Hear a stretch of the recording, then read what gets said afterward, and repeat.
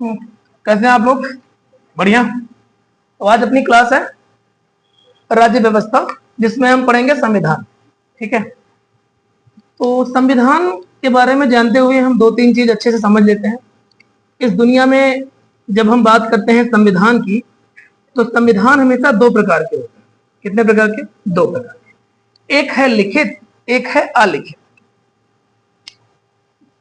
पहला संविधान जो होता है लिखित और अलिखित। ठीक है, आप लोगों ने भी सुना ही होगा कि संविधान के दो टाइप होते हैं, लिखित और अलिखित। जो हमारा संविधान है, भारतीय संविधान, उसे हम एक लिखित संविधान मानते हैं। दुनिया का सबसे बड़ा लिखित संविधान हम मानते हैं। लिखित और अलिखित में जो बेसिक अंतर है वो ये है, आपको लग रहा होगा कि अलिखित संविधान में कुछ लिखा नहीं है, तो ऐसा नहीं है। वहां भी लिखे होते हैं, लेकिन वो योजनाबद्ध नहीं होते हैं। मतलब वो संविधान आज भी लिखा जा रहा है, ऐसा समझ लीजिए। कोई भी कानून जो बनेगा, जो उनकी न्यायपालिका, उनकी संसद जो वर्डिक्ट दे देगी या जो संविधान में जो संशोधन कर देगी, वो उनमें आके जुड़ जाएगा। उन्होंने अभी उसका संकलन नहीं किया है, बस इतना सा अंतर है। और जिनको कहते हैं लिखित संविधान, मतलब उनका संकलन अच्छे से हो गया है। समझ पा रहे हैं? ठीक, तो ये बेसिक अंतर है लिखित और अलिखित। अब अलिखित संविधान का जो सबसे बड़ा एग्जाम्पल है वो हमारे पास ब्रिटेन है। ब्रिटेन का संविधान आज भी क्या है? अलिखित है। मतलब जब भी कोई कानून बनेगा, पास होगा, तो उसमें निरंतरता उसमें बनी रहेगी, उसमें एड ऑन करते रहेंगे। अभी उसको संकलित नहीं किया गया है। हमारे यहाँ के संविधान को संकलित कर दिया गया था, इसलिए हमारे यहाँ का संविधान यूएसए का, मतलब यूनाइटेड स्टेट ऑफ अमेरिका का सिद्धांत जो है, जो संविधान है, वो क्या है? वो लिखित है। अब हमारे यहाँ संविधान संशोधन करने पड़ते हैं, क्योंकि कुछ लिख दिया ना हमने, अब उसमें बदलेंगे तो बदलाव करेंगे, बदलाव करेंगे तो संविधान संशोधन करनी पड़ेगी। तो ये दो टाइप की चीजें होती हैं, लिखित और अलिखित। अब जो अगली बड़ी चीज है वो ये है कि हमको संविधान की आवश्यकता क्यों पड़ी, क्यों जरूरी है हमारे लिए संविधान? किसी भी देश के लिए संविधान की क्या जरूरत है? तो पहली चीज है कि सरकार और नागरिक का क्या कराता है? समन्वय कराता है। भाई सरकार है,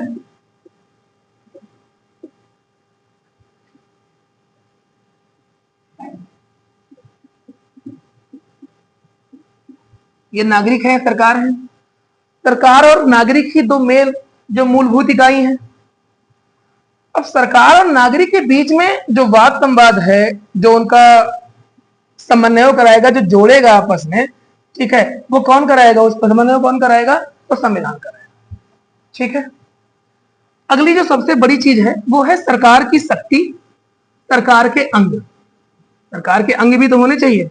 इस सरकार के अंग क्या क्या है? तो हम सब जानते हैं कि हम कुछ ऐसे समझते हैं सरकार के अंग हमेशा कि ये है हमारी जुडिशरी, जिसे हम न्यायपालिका बोलते हैं।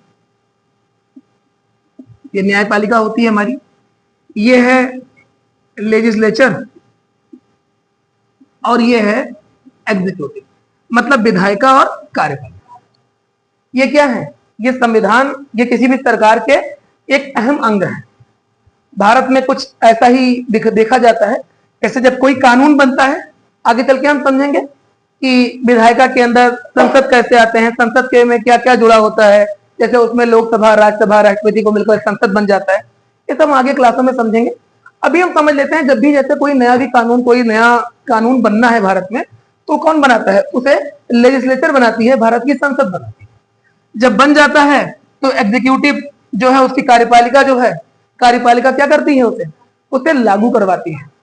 ठीक है, और जब लागू हो जाता है तो जो व्याख्या करने का काम है वो कौन करवाता है? तो न्यायपालिका करवाता है। ये बेसिक बात है और बेसिक अंग है। ठीक है, अगला क्या है कि नागरिकों के अधिकार की गारंटी। भाई संविधान हमको एक चीज और देता है, क्या देता है?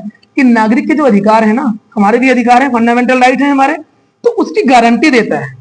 जैसे आपको पता है कि आर्टिकल 32 और आर्टिकल 226 में क्या है कि एक तरफ आप सर्वोच्च न्यायालय, दूसरी तरफ आप उच्च न्यायालय के यहाँ जाकर अपने संविधान ने जो आपको मूलभूत जो क्या दिए हैं, जो आपके नागरिक अधिकार दिए हैं, उसकी गारंटी अगर उसका हनन हो जाए तो आप सीधा सुप्रीम कोर्ट या सीधा हाई कोर्ट जा सकते हैं। आर्टिकल 32 के तहत सुप्रीम कोर्ट और आर्टिकल 226 के तहत हाई कोर्ट।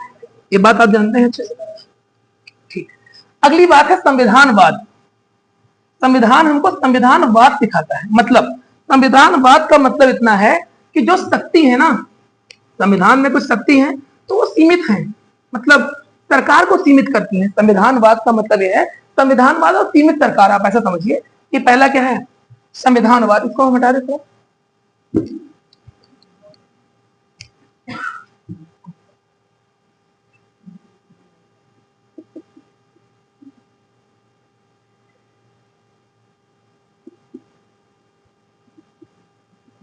संविधानवाद और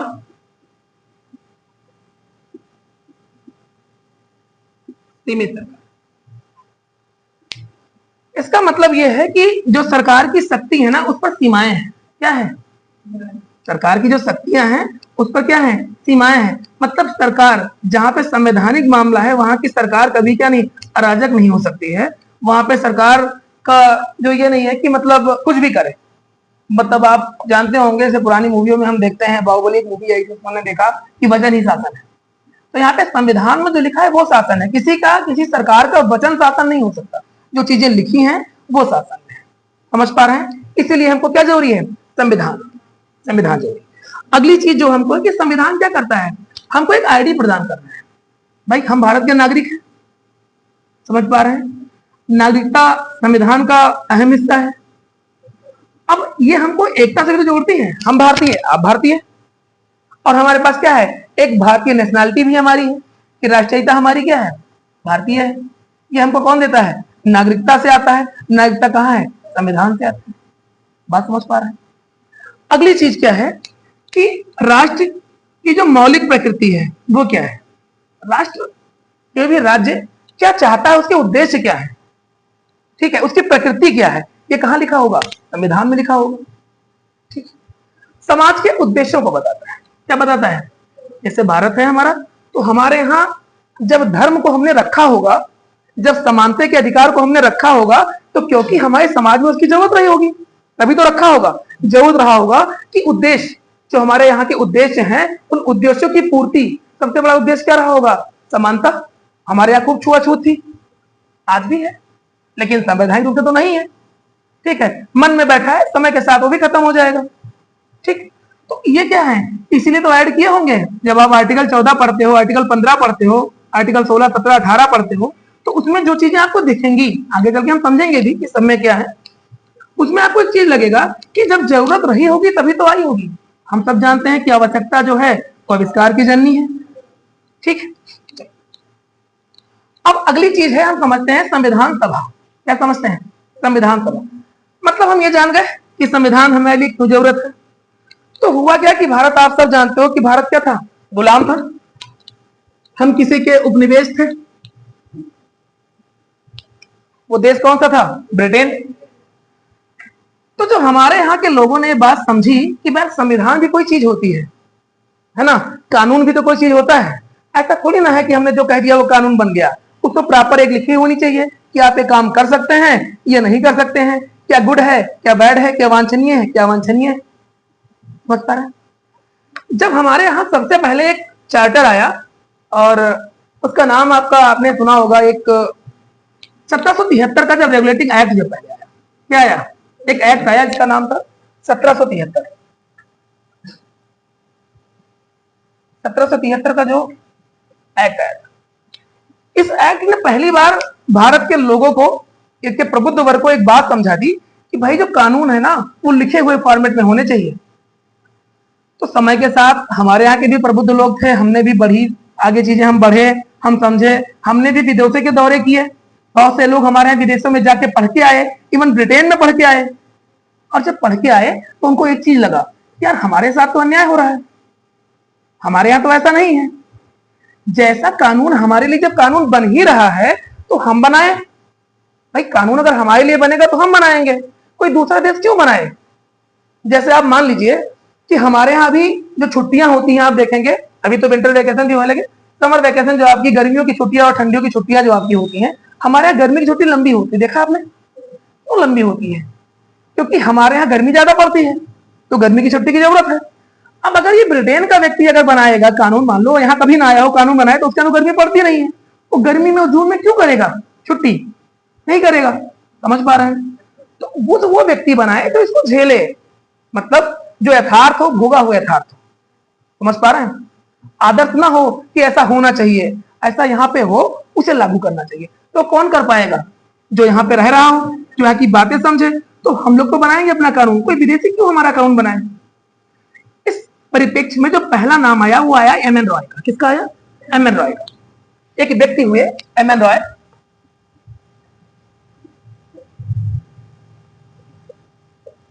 1934 में एक व्यक्ति हुए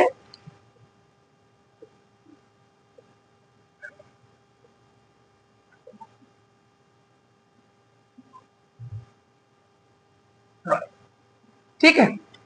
एक व्यक्ति हुए M N Roy. M N Roy ने क्या किया कि पहली बार कहा कि देखो हमारा संविधान होना चाहिए। क्या होना चाहिए? संविधान होना चाहिए। तो संविधान की सबसे पहले बात किसने की? एम एन रॉय ने। ठीक है, अब संविधान की बात तो हो गई, और संविधान बनाएगा कौन? हम बनाएंगे, भारतीय। उसके बाद जस्ट उसके अगले साल 1935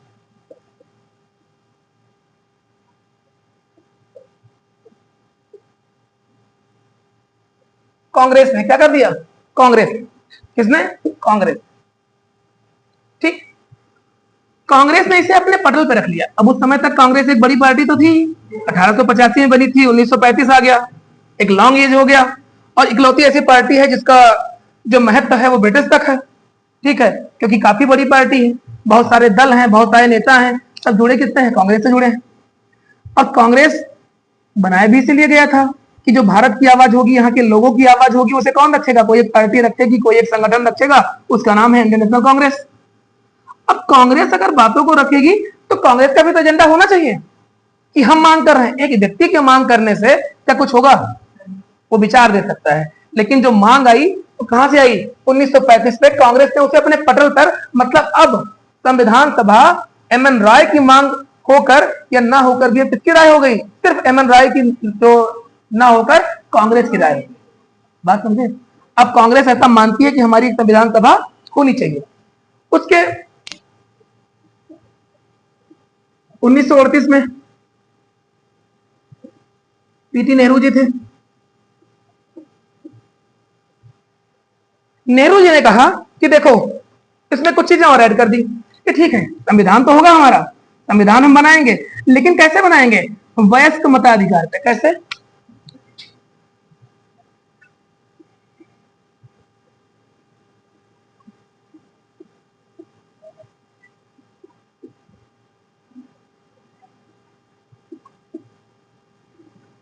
वयस्क। और कैसे वयस्क?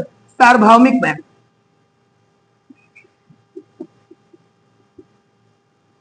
सार्वभौमिक वयस्क मताधिकार। अब सार्वभौमिक मतलब तो सब समझ गए कि हम सब क्या करेंगे? मत के आधार पर कुछ लोगों को चुनेंगे और वो क्या बनाएंगे? संविधान सभा बनाएंगे। और ये कौन चुनेगी? भारत के वयस्क लोग चुनेंगे। वयस्क क्या होता है? परिपक्वता की एक आयु होती है। जैसे भारत में परिपक्वता की आयु 18 साल, आप सब जानते हो कि 18 साल की उम्र में हम क्या करते हैं? हम वोटिंग के लिए एलिजिबल हो जाते हैं। तो ये हमारी परिपक्वता की आयु है। ठीक है, अब अगर व्यक्ति परिपक्व हो जाएगा, मतलब ये जो वोटिंग का सिस्टम होगा, वो व्यक्ति क्या होना चाहिए? जो भारतीय परिपक्व हैं वो क्या करेंगे? वो वोट करेंगे और हमारा एक संविधान सभा बनेगी, कुछ लोग चुन के जाएंगे, और जो चुन के जाएंगे वो क्या बनाएंगे? उस संविधान सभा का निर्माण करेंगे और उसमें संविधान बनाएंगे। समझ पा रहे? अगली चीज, 2 साल और बीत गए,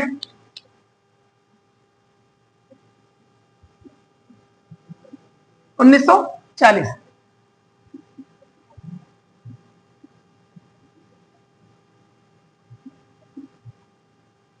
ठीक है, क्या? अगस्त प्रस्ताव। ठीक है, अगस्त प्रस्ताव आ गया। अगस्त प्रस्ताव में क्या हुआ? देखो हुआ क्या था कि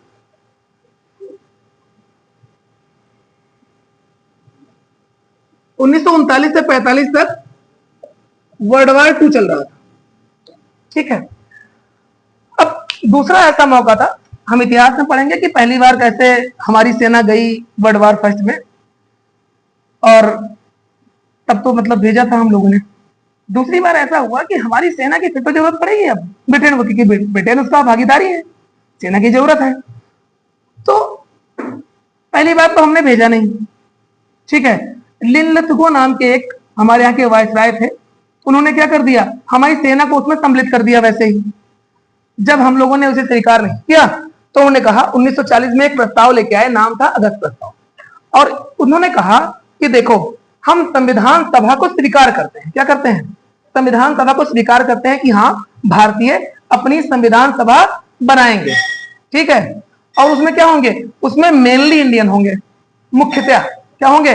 मुख्यतया भारतीय, ठीक है। किसने कहा? लिनलिथगो, ठीक है। इनका नाम था लिनलिथ,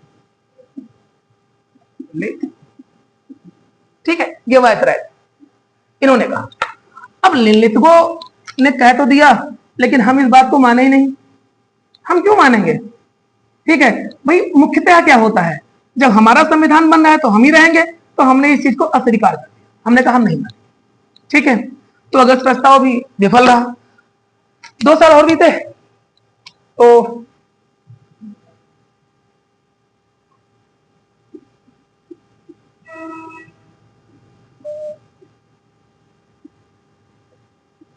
क्रिप्स,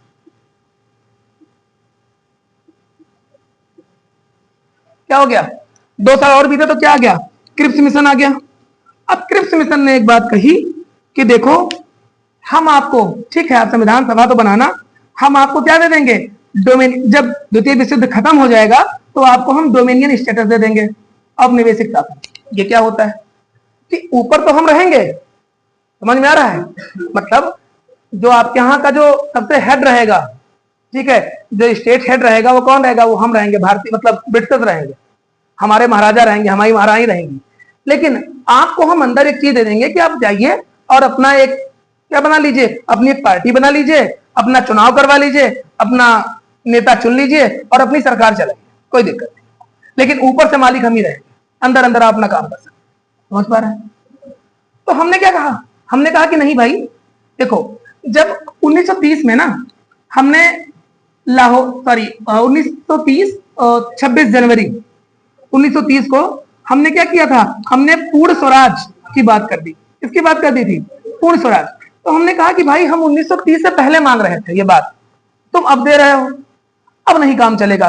गांधी जी ने इसे कहा कि पोस्ट डेटेड चेक है। क्या है? ठीक है, ये वो चेक है जिसकी तारीख अब निकल गई है, कोई मतलब नहीं है, ठीक है। हमारे यहाँ के लोगों ने एक बात और इस पे कही, कहा कि हमको वो बैंक चेक दे रहा है जो खुद दिवालिया है, जिसके पास खुद नहीं है वो हमको चेक दे रहा है, ठीक है। तो हमारे यहाँ के लोगों ने कई कई तरह की टिप्पणियां इस पर की। अगला क्या हुआ? और समय बीता तो अब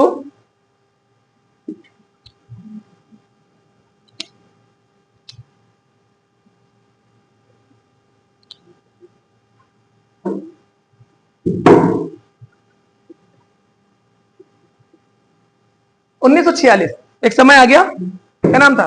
1946, और ये था कैबिनेट कैबिनेट तो कैबिनेट मिशन हमारे यहाँ आया। कैबिनेट मिशन था क्या, नाम क्यों रखा कैबिनेट? वहां पे जो उनकी संसद थी, उसका जो कैबिनेट जो था, संसद के कैबिनेट जो थे, उसके मेंबर आए हुए थे। कौन आया हुआ था? उनके मेंबर आए हुए थे यहाँ पर कैबिनेट मिशन में। उनका नाम था जैसे पैट्रिक लॉरेंस एक थे। कौन थे? लॉरेंस महोदय थे,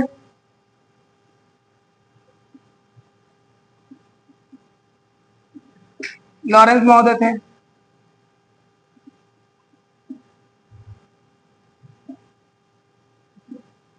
अलेक्जेंडर महोदय थे, और एक थे क्रिप्स। ये क्रिप्स याद है ना, क्रिप्स मिशन इन्हीं के नाम पे आया था ये मिशन, क्रिप्स महोदय जी थे, ठीक। ये 3 लोग आए थे और उन्होंने कहा कि हाँ आप संविधान सभा क्या करिए, बनाइए। भारत में एक संविधान सभा होगी, आप अपने हिसाब से अपनी संविधान सभा बना सकते हैं, कोई दिक्कत नहीं। ठीक, संविधान सभा की स्वीकृति हो गई। अब क्या है कि जब संविधान सभा की स्वीकृति हो गई तो सबसे बड़ी चीज जो निकल के आई हमारे सामने कि संविधान सभा बनाएंगे कैसे। कुछ उसके भी तो नियम बनेंगे कि संविधान सभा हम कैसे बनाएंगे, उसमें क्या चीजें होंगी, कौन कौन रहेगा, कहां से आएंगे। तो हमने एक बात तो पहले पक्की कर ली कि बस जो क्या होगा सार्वभौमिक वैश्विक मताधिकार पे होगा। अब क्या हुआ कि हमने कहा कि देखो भारत में ना, पहली बात देखिए और जाने कि भारत में उस समय तक ऐसा नहीं है कि ब्रिटिश का राज तो था ही, लेकिन कुछ जगह पे डायरेक्ट राज था और कुछ जगह पर इनडायरेक्ट राज था। डायरेक्ट क्या होता है कि सीधा उनके नियंत्रण में था, कुछ में था कि उनके नियंत्रण में नहीं था, लेकिन जिनके नियंत्रण में था वो इनके नियंत्रण में थे। हमारे यहाँ के रजवाड़े, समझ में आई बात। तो हमारे यहाँ दो टाइप की चीजें थी, एक तो था ब्रिटिश प्रांत और एक था रजवाड़ा। रजवाड़ा समझते हैं, हाँ, राजा महाराजा वाला क्षेत्र।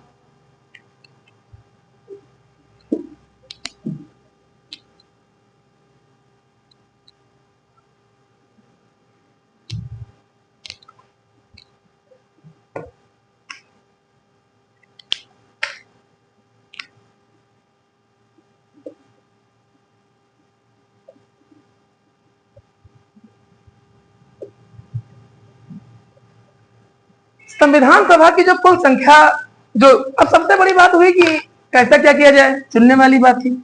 तो ऐसा हुआ, एक आम सहमति बनी कि जो ब्रिटिश क्षेत्र है, क्या है, जो ब्रिटिश क्षेत्र है, ब्रिटिश क्षेत्रों में चुनाव होगा, ठीक है, चुन के लोग वहां से आएंगे।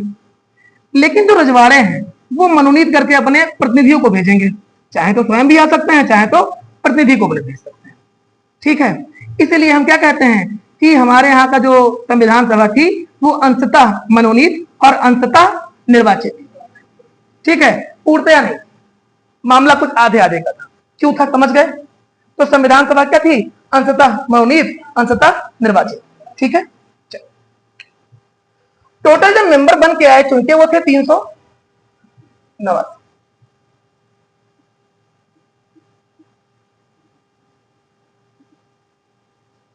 389 सदस्य, जिसमें से ब्रिटिश प्रांत के जो क्षेत्र थे 296, 296 कहां के थे, ब्रिटिश प्रांत के थे, ठीक है। और 93 रजवाड़े थे। क्या थे, 93 रजवाड़े।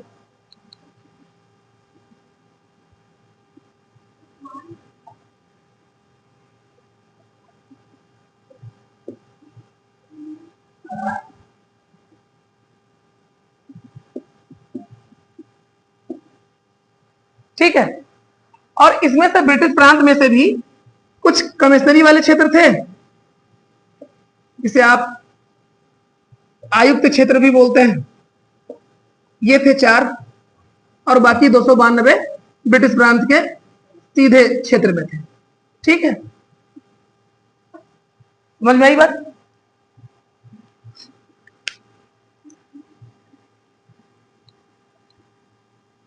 लिख लिया आप लोगों ने, ठीक है। तो टोटल कितने हो गए, 389, ठीक है। अभी क्या हुआ कि कुछ समय बाद जो विभाजन भी हो गया भारत का हमारे, आप सबको पता है 15 अगस्त 1947। एक बात और शायद आप जानते हो, एक बात बताइए, जो पाकिस्तान है ना वो 14 अगस्त को ही मना लेता है अपनी आजादी, ठीक है। तो क्या वो हमसे पहले आजाद हो गए थे, नहीं, दिन एक ही था, एक ही समय था, लेकिन हुआ ऐसा कि रात के 12 बजे पहले, सेम 12 बजे से 12 बजे हमको क्या हुआ था, हम आजाद, ठीक है।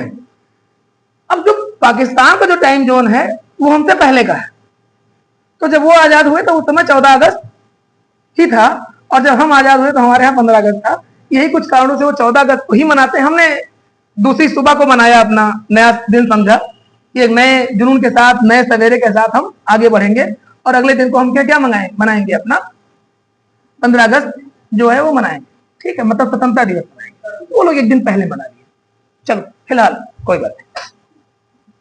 अगली जो चीज है वो अब उनका पाकिस्तान का विभाजन हो गया। अब विभाजन हुआ तो कुछ सीटें वहां भी जाएंगी भाई। 389 जो सीटें बन के आई थी, ये भारत और पाकिस्तान, आज का पाकिस्तान भले ही अलग है, बांग्लादेश अलग है, लेकिन उस समय भारत का मतलब आज का पाकिस्तान, आज का बांग्लादेश और पूरा भारत, ये तीनों मिलकर क्या बनेंगे, भारत बनेंगे। तो कुछ क्षेत्र वहां के भी तो रहे होंगे, तो जो क्षेत्र वहां के थे उनको हमने क्या कर दिया, उनको हमने मतलब पाकिस्तान में स्वतः ही चले गए वो लोग, समझ पा रहे हैं। अब हमारे यहाँ तो टोटल भारतीय सीट बची, वो बची 299, और 90 सीट कहां चले गए, पाकिस्तान में 90 सीट कहां चले गए, पाक में चले गए। ठीक है, ये हटाइए, समझ में आ जाएगा आप लोग को, मेहनत करके 90।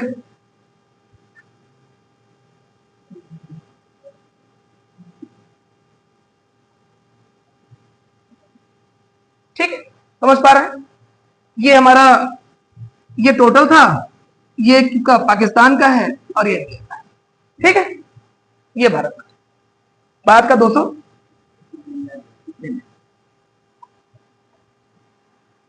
और ये सब हो गया, उसके बाद पहली बैठक कराई गई। जब पहली बैठक कराई गई तो मात्र 211 लोग, कितने लोग, 299 में 211 लोग, किसमें, पहली बैठक में 211 लोग क्या थे, उपस्थित थे। ठीक, अब ये सब तो हो गया। एक चीज और जान लीजिए कि जो सीटों का जो आवंटन हुआ था वो कैसे हुआ था।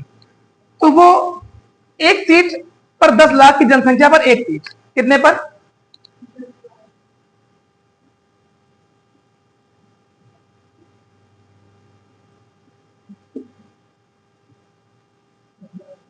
10 लाख पर एक सीट।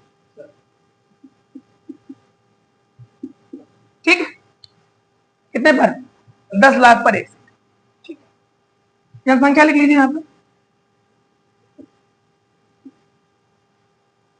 ठीक, ठीक। अब एक चीज और है कि अब संविधान सभा तो हम बनाने लगे, ब्रिटिशर्स ने हमको कह दिया कि आप अंतरिम सरकार बना लीजिए। क्या बना लीजिए, अंतरिम, एक ऐसी सरकार बना लीजिए अस्थायी, जो आपका काम चलाए, अपना आप आगे चलाते रहिए, क्योंकि हम आजाद हो गए, आजाद तो हो गए, लेकिन अभी हमारा संविधान बनकर तैयार तो हुआ नहीं था। तो हम कैसे करते, तो हमने अंतरिम सरकार बना ली। क्या बना ली, एक अंतरिम सरकार हमने स्वतः ही बना ली। ठीक है, मतलब ब्रिटिशर्स ने कहा कि आप बना लो, तो हमने बना ली। अब क्या हुआ कि अब एक बात बताओ कि अगर संविधान बनेगा, ठीक है, संविधान नहीं बना है मतलब, और हमको क्या करना है, हमारा कानून, हमारी सरकार बन गई है, तो अब कुछ कानून भी तो बनाने पड़ेंगे, सरकार को चलाने के लिए कुछ कानून भी तो बनेंगे, आम कानून। तो वो कौन बनाएगा, तो कहा गया कि वो भी जो बनाएगा वो हमारी संसद बनाए, सॉरी क्या बनाएगी, संविधान सभा बनाएगी। इसीलिए संविधान सभा को क्या कहते हैं, पहली संसद कहते हैं। ठीक है, मतलब ये क्या थी, हमारी अस्थायी संसद थी। जो पहली अस्थायी संसद थी वो कौन थी, संविधान सभा। तो संविधान सभा के दो काम, पहला काम संविधान का निर्माण करना, दूसरा काम आम कानून बनाना। मतलब ये जो संविधान सभा है ना, इसके दो काम, आम कानून बनाना और संविधान निर्माण। ठीक, दो काम कर रहे। अब दो कामों में जो अब जो काम आगे बढ़ा, तो हमारे यहां सबसे बड़ी बात है कि अध्यक्ष बनाने, किसकी बात आई, अध्यक्ष बनाने की। अध्यक्ष बनाने की संविधान सभा का शुरुआत की तिथि आ गई, चलो संविधान सभा स्टार्ट करते हैं। तो हमने जो पहली बैठक की वो की 9 दिसंबर 1946 को। कब की, एक बार मैं इसको हटा दे रहा हूं फिर से।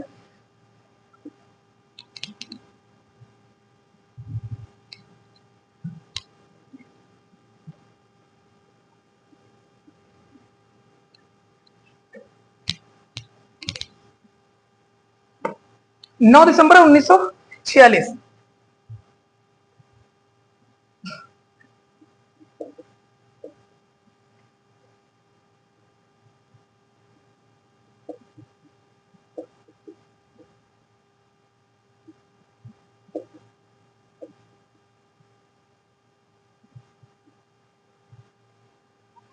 ये 3 डेट देख लीजिए। पहले पहले हमने क्या किया कि जब पहली सभा बैठी तो हमने एक परंपरा है पश्चिम की, विशेषकर फ्रांस की परंपरा थी कि जो सबसे वरिष्ठ व्यक्ति होगा उसे हम उसका अध्यक्ष बनाएंगे।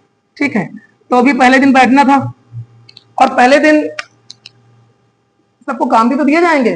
ये संविधान सभा बनेगी तो आप ये देख लीजिएगा, आप ये करिएगा, आपका काम लिखना है, आपका काम संविधान की व्याख्या का मतलब ढूंढ के लाना है। सबके काम तो अलग अलग बटे होंगे ना, 299 लोगों के, सबको अलग अलग विभाग दिया गया होगा कि आपको इस पे काम करना है, आपको इस पे काम करना है, ऐसा दिया गया होगा, यही गया था। अब इसको विभाग देने के लिए पहले दिन में तो कोई बैठेगा अध्यक्ष बन के, तो इसीलिए हमने पहला जो अध्यक्ष बनाया किसको बनाया, एक व्यक्ति थे सच्चिदानंद सिन्हा, नाम इनका पूरा लिख लीजिए, सच्चिदानंद सिन्हा। ठीक है, इनको हमने क्या बनाया, अस्थायी। ठीक है, क्या बनाया इनको, अस्थायी अध्यक्ष बनाया। ठीक है, अस्थायी अध्यक्ष थे,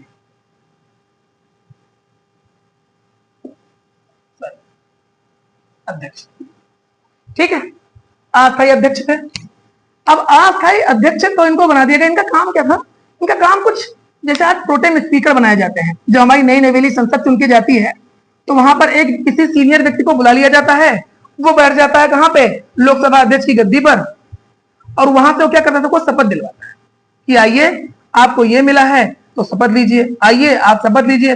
और 2-4 दिन बाद आप देखते हैं जब हमारे नए लोकसभा अध्यक्ष आते हैं तो वो तुरंत उठ के चले जाते हैं, उनकी कुर्सी खाली कर देते हैं और नए जो निर्वाचित जो इलेक्टेड होते हैं, जो नया हमारे, वो आके वहां पर बैठ जाते हैं। जो चुने हुए होते हैं वो निर्वाचित नहीं होते, कोई चुने हुए होते हैं।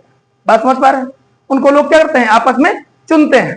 इनको चुन लिया लोकसभा अध्यक्ष, वो आके गद्दी पर बैठ जाएंगे और प्रोटेम जो स्पीकर होते हैं वो वहां से चले जाते हैं, अपनी जहां पे उनका स्थान होता है वहां बैठ जाते हैं। समझ पा रहे हैं, ऐसे ही यहाँ पे हुआ कि अस्थायी अध्यक्ष को बनाया गया, सच्चिदानंद सिन्हा जी को बनाया गया, और वो क्या है, वो प्रोटेम स्पीकर का लगभग काम किया। 2 दिन बाद अस्थायी अध्यक्ष चुन लिया गया, इसको, ठीक है, राजेंद्र प्रसाद जी को चुन लिया गया। ये क्या थे, ये अस्थायी अध्यक्ष बनाए। ठीक है, अस्थायी अध्यक्ष हो गए। उसके बाद 13 तारीख को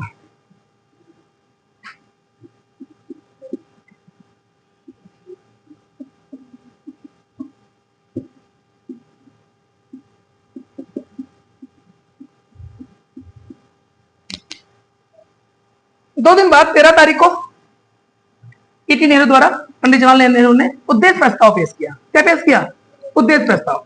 और कहा कि भाई देखो, जब हम संविधान बना रहे हैं तो संविधान के लिए हमको क्या क्या नियम देखने हैं, हमारे यहाँ की प्रकृति, मूल प्रकृति क्या होगी हमारे संविधान की, उसको देखना है।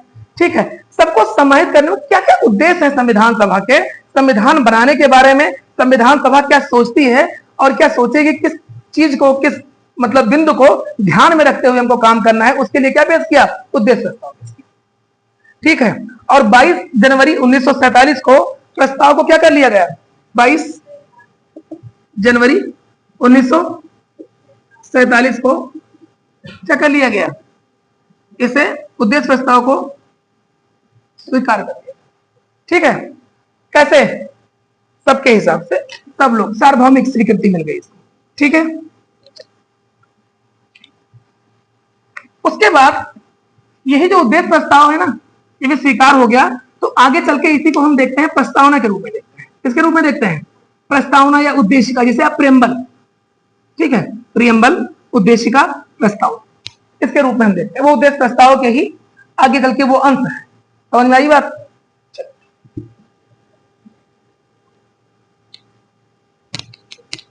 तो हमको बता दीजिए आप लोग कि आप लोग ये समझ गए कि उद्देश्य प्रस्ताव, ठीक है, क्या था, अध्यक्ष अस्थायी कैसे थे, अस्थायी कैसे थे, संविधान सभा की सीटें कैसे बनी, हम संविधान का, हमको क्या जरूरत है, संविधान सभा की हमको क्या जरूरत थी, संविधान की क्या जरूरत पड़ती है, लिखित संविधान क्या है, अलिखित संविधान क्या है, हमने हर एक चीज को बहुत बारीकी से समझ लिया है। ठीक है, तो आगे हम प्रस्तावना पढ़ने के लिए चल रहे हैं आगे। अब कि अगला विषय जो हमारा है वो क्या है, प्रस्तावना। अब प्रस्तावना के लिए हम अगली क्लास में देखेंगे, और प्रस्तावना हम अगली क्लास में पढ़ेंगे। तो आज से